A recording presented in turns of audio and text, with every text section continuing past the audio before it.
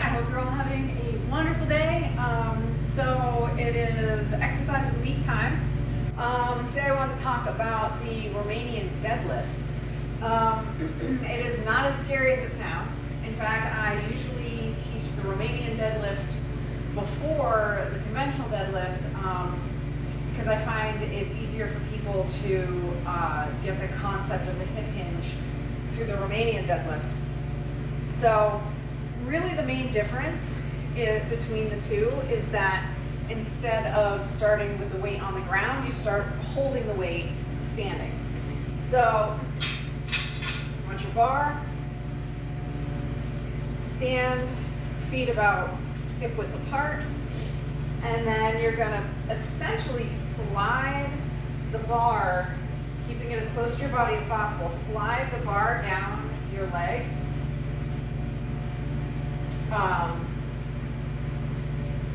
So that your butt goes out behind you, your hips go out behind you. You're going to feel yourself kind of rock back onto your heels, and that's fine.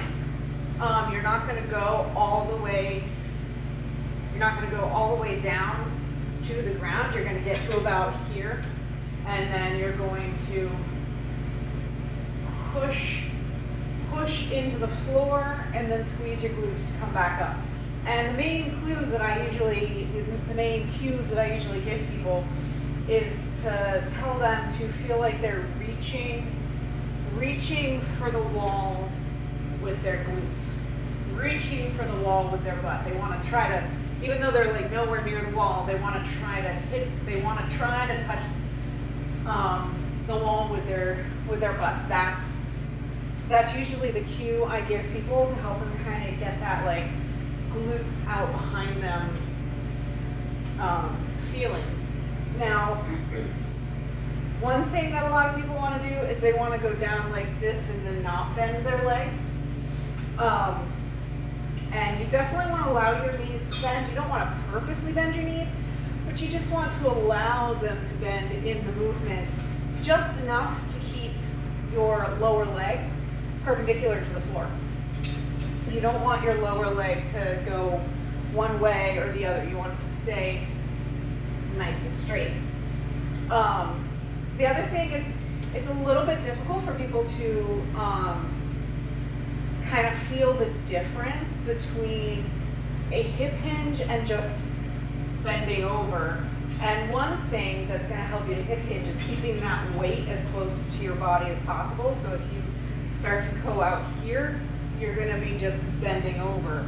Whereas the hip hinge, keeping the weight close to your body isn't going to allow you to just bend over because you're going to have to thrust your butt out behind you. And lastly, just to remember to keep the shoulder blades in your back pockets and a nice neutral spine through the entire thing. So that is the Romanian deadlift. You can do it with a bar, you can do it with dumbbells, and I'm sure you can do it with kettlebells.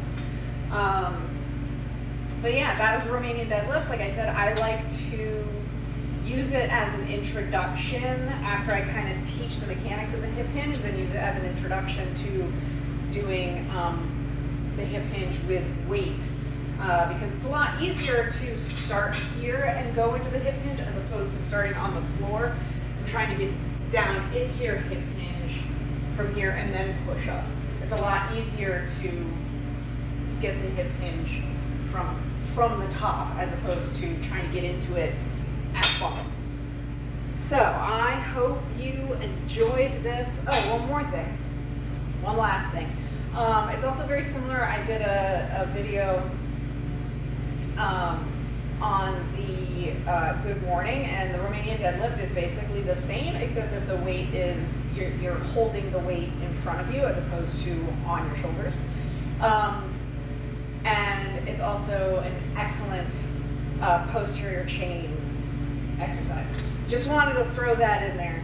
Didn't want to forget about it. So I hope you all enjoyed this video. If you did, if you're watching on YouTube, please hit the like button, share it, and subscribe to my channel. If you're watching on Rumble, hit the Rumble button. cat is about to knock the camera over. If you're watching on Rumble, hit the Rumble button, share it, and subscribe to follow me on Rumble. And you can find me on Facebook and Instagram as well. And I will see everyone later in the week with another video.